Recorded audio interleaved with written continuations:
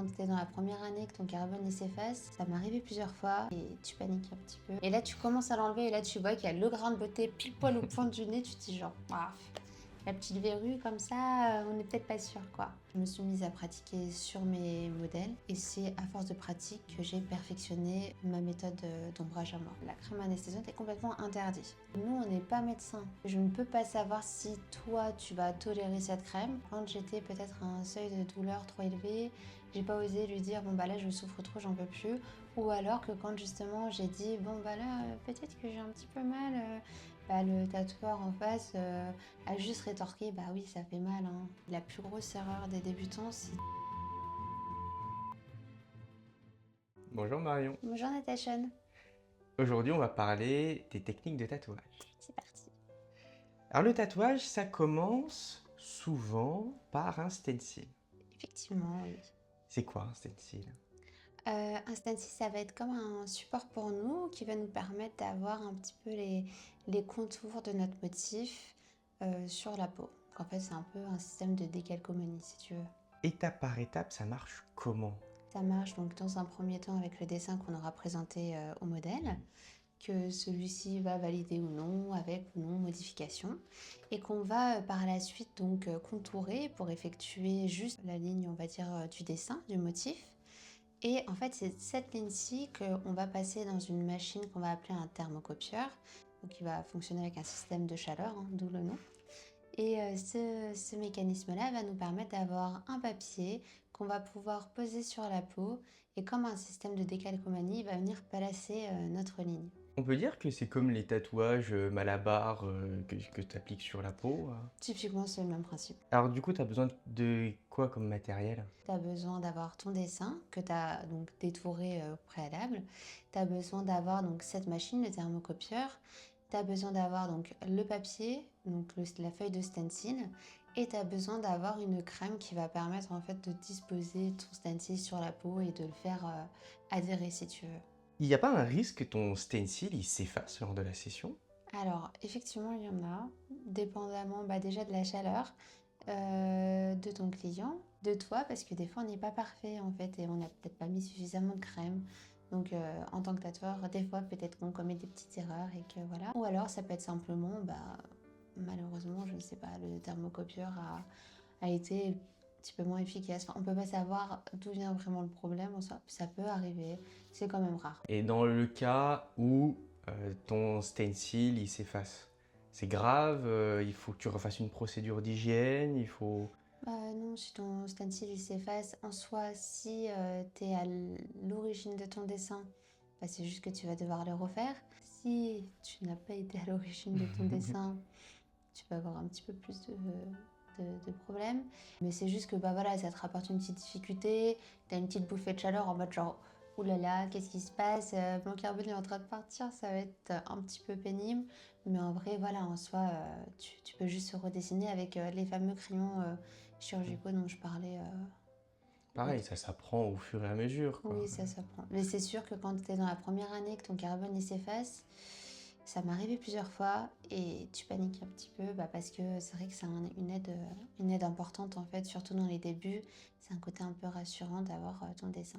Et pour les grosses pièces, tu dois faire des assemblages de stencils, parce que des fois, ta machine, ton imprimante, entre guillemets, elle n'est pas assez grosse pour l'entièreté de la pièce. C'est vrai qu'il y a des pièces qui nécessitent d'avoir plusieurs stencils puisque généralement les thermocopieurs pardon, ils vont faire des formats A4 et donc en fait un dos ça ne fait pas un format A4 ou alors t'as un petit dos. Tout petit dos. Un tout petit dos. Donc du coup, on va venir faire effectivement des assemblages de plusieurs stencils. Soit on va venir donc faire toutes les impressions de notre dos, par exemple. Puis après, on va venir mettre du sparadrap pour assembler toutes nos feuilles ensemble. Soit on va y aller directement sur la personne, on va poser une première partie, puis une deuxième, etc. Dépendamment de ta méthode de travail. Normalement, typiquement, on fait quand même plus le stencil global et on vient mettre du sparadrap sur la totalité pour avoir une seule pièce et venir y poser directement. C'est très compliqué, ça, pour ceux qui débutent. La pose de stencil, ça peut être compliqué sur les grosses pièces. Pourquoi? Parce qu'en fait, bah, la feuille, elle est pas rigide. Donc du coup, quand tu vas commencer à la poser, tu as peut-être la partie du haut qui va commencer à tomber, ou alors tu vas commencer à poser la partie du haut. Mais par exemple, sur un dos, tu vas avoir le creux en fait vers la colonne vertébrale. Donc en fait, au milieu, ça va pas se poser correctement. Donc du coup, tu essayes d'appuyer sur un endroit, mais il y a l'autre côté qui se relève. Enfin, au début, ça peut être un petit peu difficile. Après, au bout de quelques années de pratique, tu t'y habitues. Mais moi, je me souviens de mes premiers dos et c'était vraiment toute une mission. Même des fois, on demandait l'aide de collègues. Tu peux me tenir ce côté en haut à droite, le temps que je pose le côté en haut à gauche, etc. Maintenant, avec le temps, bon, cette habitude, je l'ai prise. Mais je sais qu'au début, ouais, des fois, c'était un petit peu une mission quand même. Est-ce que c'est difficile au point que tu conseillerais à quelqu'un qui débute le tatouage de prendre du temps pour se performer sur la pose de stencil ou est-ce qu'il faut plutôt se focus sur les autres aspects du métier, techniquement tatouer, et la pose du stencil se fait au fur et à mesure? Moi, je pense que le tatouage ou toutes les pratiques d'ailleurs, c'est un peu comme une bonne recette de cuisine. Si tu arrives et que tu es bien préparé, forcément, le résultat va être meilleur. C'est-à-dire que si tu viens, tu as tous tes ingrédients posés sur la table, bah, ton gâteau, il va être bon. Donc l'idée, c'est que tu dois savoir poser ton carbone correctement pour maîtriser ton tatouage et avoir un bon résultat. Mais si tu fais pas les choses dans l'ordre, donc si tu sais pas déjà les règles d'hygiène correctes, si tu sais pas comment poser un carbone, il y a quand même peu de chances que ton tatouage se déroule magnifiquement bien. Mais est-ce que tu dois analyser la zone? Tu parlais des creux du dos, par exemple. Est-ce que ça va jouer sur la conception de ton stencil, ça? Oui, je pense que oui, parce qu'on va essayer, par exemple, si on a des zones qui sont galbées, par exemple un dessus de cuisse, potentiellement, je vais venir assouplir cette feuille de stencil, donc en découpant sur certaines zones, etc., pour que ça soit plus facile et plus malléable finalement à poser. Si tu as une feuille qui va être enfin, sans justement ces petits endroits que j'aurais découpés, elle va être plus rigide. Donc du coup, quand tu vas y poser, ça va être compliqué de venir faire le tour. Si tu viens contourer vraiment plus proche ton tatouage et que tu viens déposer ton stencil comme ça, c'est plus simple. Mais je pense que ça, c'est compliqué à expliquer comme ça. Il faudrait que potentiellement sur une vidéo, je fasse voir un peu comment je fais ça. On fera des petites vidéos explicatives, je pense, de mise en situation. Ouais, je pense que ça sera plus simple pour expliquer. Ouais, je pense aussi. Mais bon, je comprends quand même que, bien que sur le principe, on peut grossièrement dire que c'est un peu comme poser un tatouage Malabar, en fait, dans la pratique, c'est quand même un art à part entière de C'est savoir poser. Ben, je pense que oui, il y en a qui sont qui sont peut-être plus rapides que d'autres. Pourquoi? Parce que bah, tu as l'habitude. Mais je pense qu'il y en a aussi qui vont peut-être prendre plus de temps à faire à cibler. C'est-à-dire qu'on va tatouer la cuisse, on va faire quelques points de repère pour venir disposer le carbone pour qu'il soit parfaitement centré, etc. On n'arrive pas en mode genre, alors ça c'est ça, ça va sur le bras, quick. Non, on va vraiment venir analyser effectivement la zone et potentiellement se mettre des petits points de repère à l'aide de nos petits stylos chirurgicaux pour voir, pour que ça soit bien centré par rapport donc à la zone. Si tu fais sur un avant-bras, tu vas venir te centrer sur deux points spécifiques, que ça soit bien centré par rapport au milieu si tu as envie que ça soit centré aussi, hein. Il y a des gens qui aiment bien l'inverse. Mais on va vraiment tout quand même essayer de réfléchir un minima à la zone, tu vois. Tu nous montreras dans une prochaine vidéo, du coup, les points de repère que tu peux mettre et comment est-ce que tu places ces points de repère. Avec plaisir. Ça t'est déjà arrivé de devoir replacer 3 fois, 4 fois le stencil et que ça dure une demi-heure, 1 heure peut-être? Ah oui. À mes débuts, plein de fois d'ailleurs. C'est assez pénible parce que je suis assez névrosée finalement. Et du coup, bah, il y avait toujours un truc qui allait pas. Ou alors, effectivement, dans un dos, je plaçais, admettons, un visage et il y a un œil bah, qui tombe pile poil dans un mauvais creux. Ou il y a un grain de beauté qui tombe au milieu de son nez. Tu vois, enfin, c'est vraiment des petits détails comme ça qui font que tu places ton statique, t'es trop content.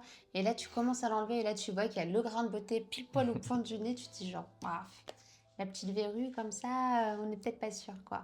Et tu fais quoi? Tu recommences tout? Bah du coup, tu viens effacer ton stencil, tu réfléchis à nouveau au placement, parce que c'est vrai que des fois c'est des petits détails, vraiment typiquement le grain de beauté ça m'est arrivé plein de fois, ou un grain de beauté qui arrive pile poil au milieu d'un œil, tu sais, genre qui coupe là l'œil, et Et en fait, sur le principe, c'est pas de ma faute. J'ai pas mis ce grain de beauté là, c'est pas de la faute du modèle. Mais c'est sûr que si ton grain de beauté il arrive et qu'il est en plein milieu de quelque chose, ou si tu as une tache de naissance, ou peu importe, bah en fait, du coup, c'est vrai qu'il faut aussi prendre en considération l'anatomie de la personne, euh, sa pilosité aussi, ses grains de beauté. Tout ça, c'est un peu important quand même. Donc il faut quand même prévoir le temps pour le stencil, hein. Bah écoute, au début, prévois bien large, hein. Parce que les débuts, c'est pas forcément là où tu as toutes tes expériences, donc ouais, il faut prévoir large. Bon, bah c'est un conseil pour ceux qui débutent, du Mm, mm. coup. Faites attention, quand vous avez une séance de tatouage, vous dites je tatoue pendant 1 heure, bah faut peut-être prévoir 1 heure et demie. C'est ça, au cas où. Une fois qu'on a posé notre stencil, on peut commencer à tracer les lignes. C'est ça, dans l'idée. C'est quoi ta technique pour faire des lignes qui soient propres et qui soient régulières? Alors, les techniques, elles vont vraiment différer des styles graphiques. Moi, dans mon cas, moi, vu que je fais de la fine line, ma technique, c'est d'avoir une ligne qui va être, par exemple, très légère. Et le but, en fait, c'est que ce soit mes ombrages qui viennent noircir cette ligne. C'est-à-dire que je vais faire une feuille, je vais être très légère, je vais faire ma petite feuille toute légère. Et c'est vraiment mon noir quand je vais faire mon petit ombrage à l'intérieur de cette petite feuille qui va venir solidifier, si tu veux, le pré-tracé. Et tu vas vite, tu vas lentement. Est-ce que ça dépend de l'aiguille que tu utilises ou de la peau que tu tatoues? Ça dépend de tout. Donc en général, pour les pré-tracés, je vais quand même assez vite parce que c'est très léger, etc. et que j'ai mes petites habitudes. Mais par contre, je peux aller plus lentement indépendamment de la zone. Si c'est une zone qui peut être sensible, si c'est une zone qui a eu une lésion, on en a parlé dans une autre vidéo, ça peut être une zone qui a subi une opération, donc je fais attention. Pourquoi? Parce que du coup la sensibilité va différer. Donc en fait, tout ce qui va être la rapidité ou la force de frappe, moi, mon maintien de ma machine, va dépendre de la zone que je vais tatouer, de la personne que je vais tatouer et du motif aussi. Et comment tu t'entraînes à ça? Tu pratiques Beaucoup. beaucoup et en plus, il n'y a pas un entraînement spécifique. Donc il faut de la pratique et bien se connaître soi et connaître son matériel. Ça s'apprend pas dans les livres, ça s'apprend pas dans une école, ça s'apprend en faisant encore et encore. Ça s'apprend sur le terrain en faisant encore et potentiellement en ayant pratiqué sur des oranges, des peaux synthétiques, etc. avant. Mais c'est vraiment ta pratique sur tes modèles qui vont te permettre de comprendre comment faire, la vitesse, la force, etc. Pour donner une idée à ceux qui nous écoutent, ça t'a pris combien de temps pour toi pour faire une ligne stable, clean? Franchement, je pense un an, un an. Un petit peu dur avec moi-même, mais je pense bien un an. Non, mais je pense que c'est bien de dire ça pour pas que les gens qui veulent commencer dans le tatouage se disent, mais en fait, peut-être qu'en 1 mois, ce sera bon. En fait, ça Non. prend vraiment du temps. Ça prend du temps et souvent la plus grosse erreur, c'est de se dire que les choses les plus simples, comme les typographies, c'est les choses que tout le monde peut faire. Parce que quand tu fais une erreur sur un petit prénom comme ça, admettons, t'écris Hermès, en fait, t'as très peu de marge d'erreur. C'est-à-dire que si à un moment donné, quand t'écris, t'as fait fuser, ce qu'on appelle fuser, c'est un petit peu baver ton encre, en fait, tu vas pas pouvoir vraiment récupérer. Pourquoi? Parce que déjà, c'est sur une petite zone, que le H, le E et le R sont très très proches. Donc tu as un risque qui est beaucoup plus important. La moindre faute va être visible tout de suite. Et en plus, souvent, c'est des choses qu'on met sur des parties, genre les poignets, etc. Et c'est des zones qui se voient, qui sont très visibles. Donc au début, j'avoue que tout ce qui était typographie, soit je faisais en sorte que mes clients déjà sachent bien que moi je suis à mes débuts, etc. Et je prenais aussi un petit peu large au niveau de la taille, mais je ne me serais pas avisée de faire une toute petite typographie fine sur un poignet, de manière à pas du coup rater le prénom de l'enfant de ma cliente par exemple, ou de mon client d'ailleurs. Donc du coup non, je faisais quand même très attention à ça.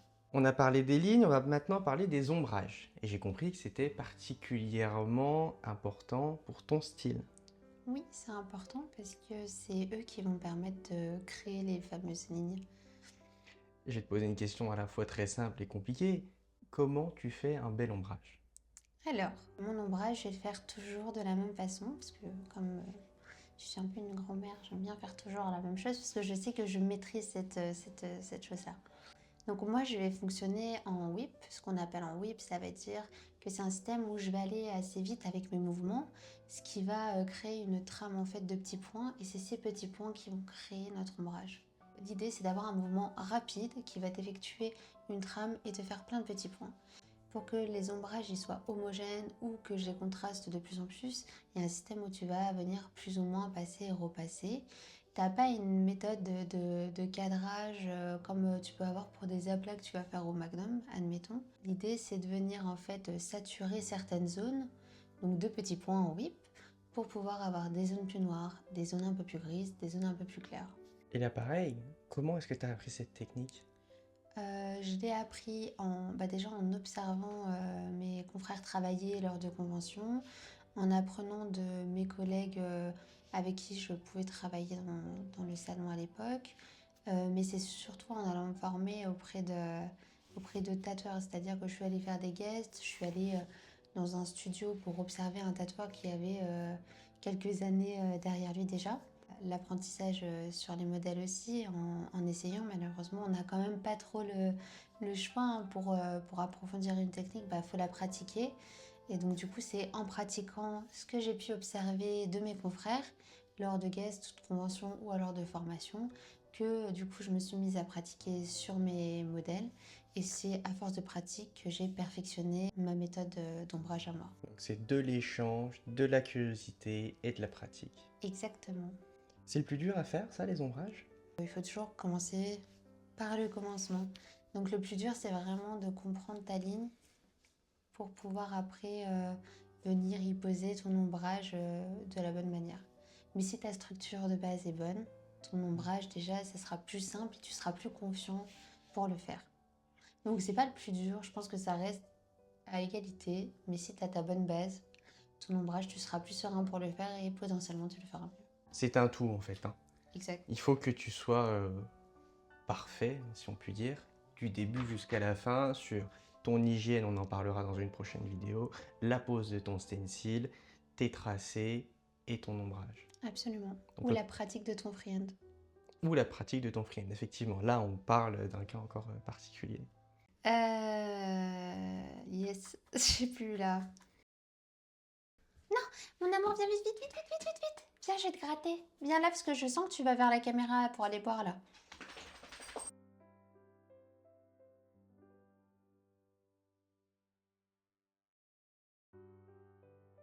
La couleur aussi, ça t'arrive d'en faire? Ça peut m'arriver, oui. Ça va dépendre globalement du modèle, de son dessin et de ce qu'elle souhaite. Là aussi, il y a plusieurs techniques pour faire de la couleur. Tu as beaucoup, beaucoup de techniques différentes. Tu peux avoir des personnes, des tatoueurs ou tatoueuses qui vont pratiquer des techniques d'aquarelle. Tu peux avoir des tatoueurs ou tatoueuses qui vont pratiquer des aplats de couleurs. Même principe que pour les aplats noirs, mais du coup sur autre chose. Ou alors d'autres où on va être peut-être comme moi ce que je vais pratiquer, où ça va être peut-être un petit peu plus léger, ça va être des dégradés plus smooth, voilà. Donc toi, c'est plus pour embellir déjà ton œuvre, mais de ce que je comprends, ça va plutôt être des petits points de détail plutôt que... Exactement, ouais. Ça va être des petites teintes légères par-ci par-là, mais ça m'arrive rarement de faire une pièce entière full couleur. C'est une pratique qui diffère un petit peu du noir et gris, parce que les encres, elles peuvent être avec une texture un petit peu différente. Donc du coup, tu vas avoir une manière peut-être un petit peu plus différente de les appliquer. Et ça peut être plus complexe dans mon cas, moi, où je pratique souvent, je travaille souvent avec des teintes de rose. Donc du coup, quand au bout de quelques heures, t'as la peau qui devient rose, il y a un monde où des fois, t'es genre, ok, c'est bon, c'est la teinte de la peau, c'est mon encre qui a pris. Enfin, voilà. Il faut prendre en considération que du coup, l'application de la couleur n'est pas forcément la même, que tu as aussi certaines méthodes pour appliquer la couleur, potentiellement mettre tes teintes foncées en première, éviter les mélanges, pour éviter de dénaturer certaines teintes. Quand tu tatoues, si tu mets du vert et que tu viens mettre du jaune juste à côté ou peu importe, et que tes deux encres, en fait, tu nettoies mal ton aiguille, du coup ça finit que tu as un mélange sur l'aiguille, comme les mêmes systèmes que tu ferais un mélange de peinture. ça va faire la même chose. Donc prendre en considération que tu dois aussi peut-être être plus précautionneux, de pas tremper ton aiguille de jaune dans le bleu et de finir avec une teinte que tu souhaites pas. Et donc, si tu avais un conseil à donner à quelqu'un qui commence à tatouer en couleur? Alors, premier conseil, c'est de bien définir quel style graphique il souhaite. S'il veut de l'aquarelle, s'il veut du full color type cartoon, s'il veut des choses comme du réalisme, de bien aller se former auprès d'un tatoueur qui connaît ça, parce qu'en fonction si tu veux faire de l'aquarelle, du cartoon ou alors un style tout léger, par exemple comme ce que moi je peux faire, euh, c'est complètement différent. On va parler maintenant des zones. Je sais qu'on a déjà un petit peu abordé le point dans des précédentes vidéos. Est-ce que tu peux, pour toi, nous faire la liste des zones qui, à ton sens, sont le plus difficiles à tatouer? On va dire que ça va être tout ce qui va être cou. On a une élasticité qui va être vraiment différente. La position pendant le tatouage est très compliquée aussi parce qu'il faut que la personne elle se contorsionne si c'est un tatouage là, un peu plus long, etc. Donc la position est pas très agréable forcément pour le modèle. Donc du coup c'est vrai que moi ça m'embête un peu à chaque fois de voir mon client se tortiller. Donc c'est pas forcément évident par rapport à la texture, par rapport à la position que le modèle doit adopter. Tu vas avoir tout ce qui est aussi clavicule, où je trouve que c'est un petit peu complexe en zone. Pourquoi? Parce que du coup, comme on peut juste le visualiser, tu as des textures très différentes, tu peux avoir des clavicules plus ou moins saillantes. Une autre zone que je n'affectionne pas particulièrement, comme déjà dit dans une vidéo, moi j'ai pas une grande affection pour les dos. Parce que je trouve que la peau elle diffère beaucoup, t'as pas du tout les mêmes textures de zone, et c'est pas vraiment ma zone fétiche. Mais ça c'est vraiment très personnel parce que la majorité des tatoueurs adorent cette zone. Oh là Oh. là, ça c'est une Hmm. beauté ça. C'est un petit chien beau. Est-ce que tu en viens à éviter certaines zones ou juste il va falloir que tu t'adaptes? Non, je vais vraiment accepter toutes les zones. C'est juste qu'effectivement, il y a certaines zones que je vais affectionner plus que d'autres. Et du coup, comment tu les gères, ces problèmes de position? T'apprends à comprendre comment tu peux positionner tes modèles avec les années d'expérience. Mais il faut quand même, comme dit dans une de mes vidéos, que le modèle soit un minimum confortable et que toi aussi tu sois pas à moitié recroquevillé, pas trop contorsionné parce que c'est souvent le cas, mais que tu puisses quand même varier un peu cette position pour pas avoir ton modèle avec des fourmis et toi avec des courbatures à la fin de la journée. On enchaîne sur la douleur Mhm. maintenant. Comment tu fais pour évaluer la douleur de ton modèle pendant la séance? Alors déjà, tu as le côté visuel, où tu vas voir, mais avant toute chose, tu vas lui poser la question. Enfin, moi, dans mes séances de tatouage, si je te demande pas 100 fois si ça va, c'est que c'est moi qui vais pas bien. Parce que je veux être sûre que la modèle ne soit pas à un seuil de douleur qui soit trop important. Et souvent, je dis à mes modèles, si tu dépasses ce stade de 8 sur 10, on arrête et c'est pas grave. Mais ça dépend vraiment des tatoueurs. Pour le petit témoignage, je m'eus fait tatouer par d'autres personnes avant toi et tu fus la première et la seule personne à vraiment régulièrement demander est-ce que ça va, est-ce que tu veux faire une pause, etc. Et c'est vrai que moi, ça m'avait marqué à l'époque, ça m'avait touché, et après toi, je ne me suis plus fait tatouer par personne d'autre. Écoute, je suis contente d'entendre que c'est important aussi pour vous et que c'est apprécié parce que je pense que c'est ce qui fait une belle séance aussi et que tu aies envie de revenir sereinement pour un prochain tatouage. Ou pour juste pour un café d'ailleurs. Et ça devient d'où ça, cette attitude?